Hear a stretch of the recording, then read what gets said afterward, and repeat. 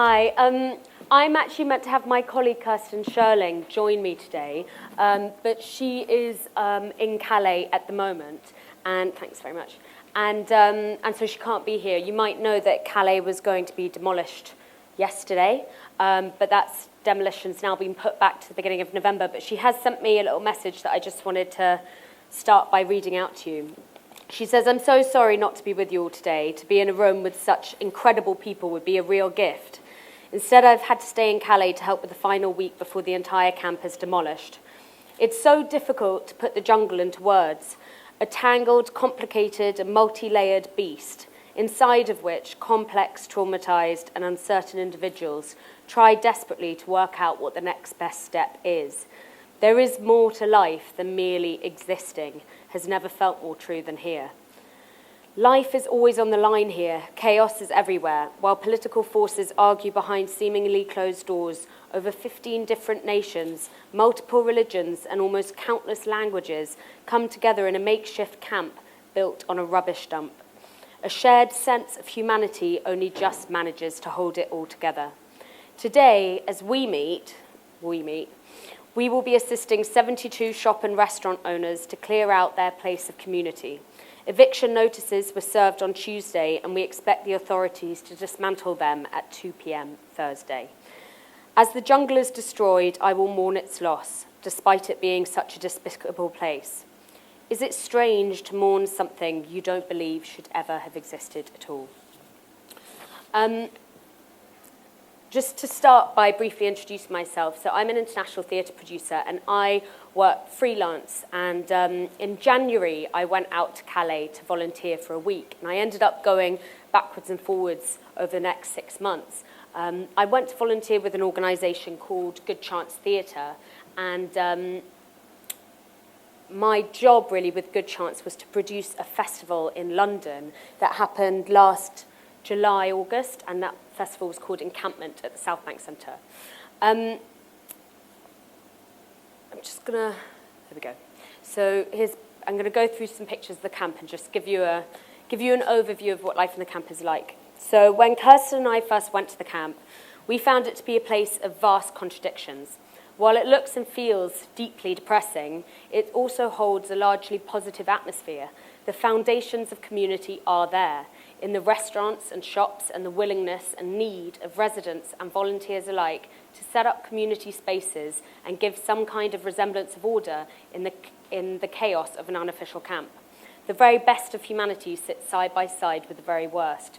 You can see the kind of living conditions in the slides behind me. The residents faced huge obstacles each day, often with unfathomable resilience and dignity.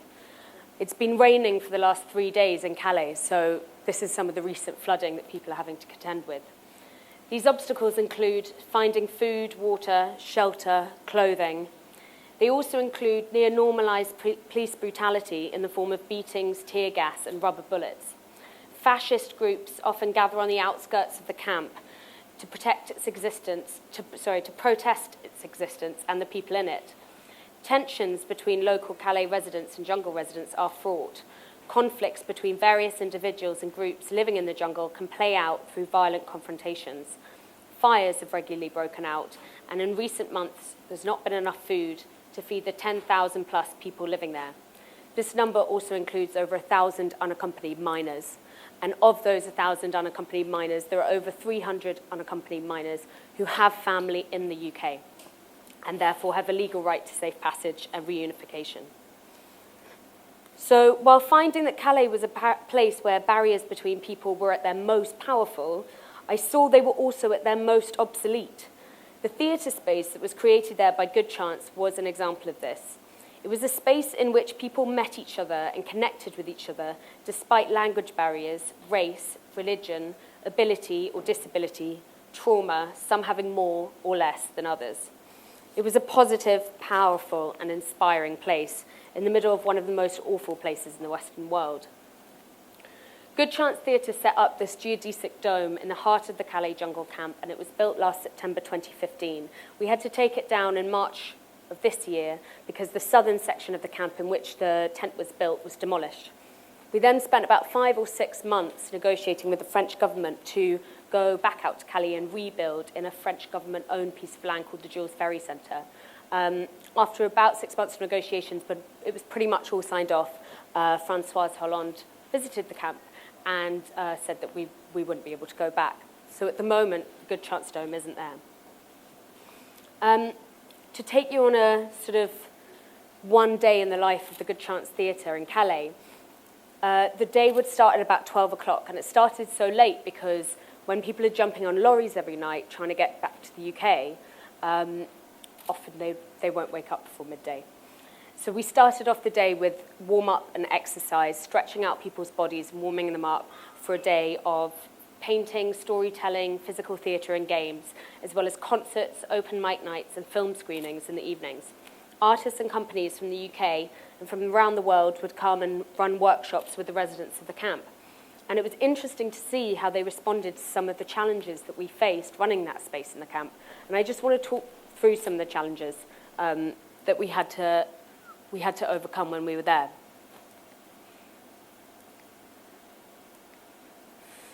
So, no long-term projects. One of the realities of the camp was that the people you'd built up a good relationship with would suddenly disappear. You'd never see them again. You'd hope that they'd be in a better place, that they'd maybe got to the UK. But it meant that long-term projects of even a week long were almost impossible and very difficult to achieve. Projects had to be short, engaging, and beneficial in practical terms. So it meant that things like games that might not be given such importance in the UK were really, really great at bringing people together. One of the other challenges was the limited language. Any day in the camp, you would hear so many languages. You'd hear Pashto, Farsi, Tigrinya, Arabic, Amharic, Dari, Urdu, all sorts. And we were often handing out translation sheets when there were performances in English going on, which wasn't very often. But usually what it meant that the workshops that happened in that space had to be physical, and they had to connect with people on a much more physical basis and get people to do more abstract work together. One of the other challenges was short attention spans. Now, trauma manifests itself in many ways, and one of the ways we found it manifested itself in the camp was with short attention spans. And this was really interesting, watching some very well-known and very, very praised and lauded artists from the UK coming over and people just leaving the room because they're bored, because they can't understand what they're saying. And I thought that was quite good. It meant that any activities that involved sitting down and listening for long periods would be difficult to catch on. The best workshops got everyone on their feet and engaging in a task. Accessibility for all was a problem for us. The majority of people in the Calais camp are young men, and in an environment with that many young men and that much physical energy, it can be quite difficult to make it a space where women and children feel safe. So it would have meant shutting the dome to the young men in order to make it accessible for women and children. And it was something that we never quite managed to do. What I think was a real strength of the Good Chance Dome was that the residents of the camp really felt ownership of that space. So if we shut it and couldn't explain really why, people would get really angry and we'd have a confrontation. So we kept it open, and we just tried to make it as open and as friendly for everyone as we could. The last one is the temporary nature of the volunteer positions. The volunteers in the camp would come out and help and support the space that we created. And what we found is that people were coming out for a weekend, basically whenever they had time to come. And a weekend is not enough time. You know, it's not helpful when you've got a British passport in your back pocket to come out and smile and bring lots of energy and make lots of friendships and then leave. We actually found that really detrimental and actually quite damaging. So we said to people that they had to come out for a minimum of a week, preferably longer. And that really meant that we had some sort of system in place that the residents knew that people would come and they would go, but it was easier to communicate that to them. But despite all of the difficulties of the above, the main ethical question that I struggled with every day, and which was often asked of us more than once, is why use up space enough for 10 tents, a generator, wooden flooring and other critical items for a theatre? Why spend time and effort on games and workshops and cultural activities when new arrivals into the camp were struggling for adequate food, shelter and clothing? So you'll probably all be familiar with Maslow's hierarchy of needs pyramid of human motivation. The lower 3 levels are equated to survival needs. And so this table shows that actually what people need to survive after their basic needs, their safety and physiological needs are met, is a community. My friend John Martin, who's the director of an amazing company called Pan Intercultural Arts, who's worked in this field for many years, says that of all the conflict zones and poverty-stricken slums he's been to over his career, the Calais jungle refugee camp was one of the worst places he'd ever visited. The reason for this is because even in the darkest poverty and conflict, the strength of community and belonging helps people survive. In Calais, everyone has left their communities. Most are without friends or family, and they've also not yet reached their destinations. So it's hard for them to community build in a space that they have no intention of staying beyond tomorrow. Some have been in the camp for months, and the psychological effect of this can be really damaging. The debate about emergency response versus long-term development planning is a subject that comes up regularly in humanitarian fields. Recently, the UN Secretary General released a report which stated that we should tear down divisions between humanitarian work that delivers aid and development work which strives to end need. He proposed merging the two. There are, of course, arguments for and against this, but I think it can be said that the community spaces that started appearing in the jungle, of which Good Chance Theatre was one, helped fill the gap between them. The aptly named Jungle Books, a library that offers books, fiction, non-fiction, and educational in many languages. The gym, a recent addition to the camp where people can get active, learn kung fu, karate, and boxing.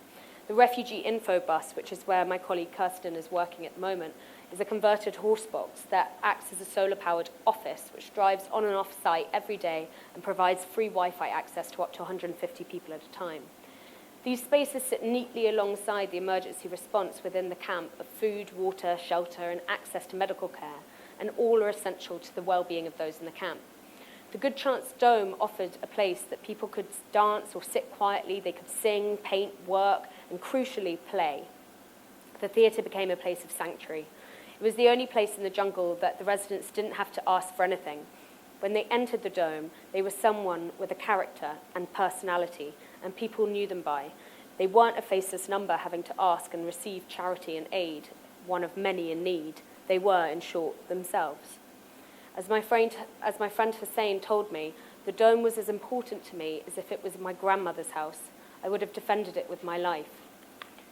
Although we didn't set out to achieve a therapeutic space, because we are artists, not therapists, the space began to unconsciously deal with the long-term effects of living in a place like the jungle. The residents' contribution and participation every day made the Good Chance Dome what it was, and they knew it. And that was emboldening and empowering, even for those who weren't particularly artistically inclined. Without their energy and enthusiasm, it would have been empty, and this empowered them and motivated them to contribute. In my opinion, that is theatre and space being used to the absolute optimum. Kirsten told me that one morning a young Eritrean man approached the dome and asked her, "What is this?" And she told him it was a theatre. He turned out to be a circus performer. "Can I teach circus here?" he asked. That afternoon, after a mad scramble to find hula hoops and juggling clubs, we had a dome filled with at least 10 different nationalities, speaking multiple languages, learning to juggle and hula hoop. Our Eritrean friend stayed teaching every day for a month before he finally moved on from Calais. We also had another situation where we had a catwalk of bad donations, some of which included a wedding dress and high heels. It is this inclusivity, spontaneity, and energy that made the Good Chance Dome the space that it was. And it doesn't just have a place in the camp. As we proved with encampment at the South Bank Centre, this learning and practice can be taken outside these spaces and moulded to different environments with a similar effect. However, this is not to the credit of the Good Chance team, but because of every single resident of the camp who came through the doors and lit up the space with their individuality, enthusiasm, and creativity. If there is one challenge I would put out there, I'd say be led by your beneficiaries and watch what happens. By succumbing to the chaos that follows, something truly unique and useful can take place. Thanks very much.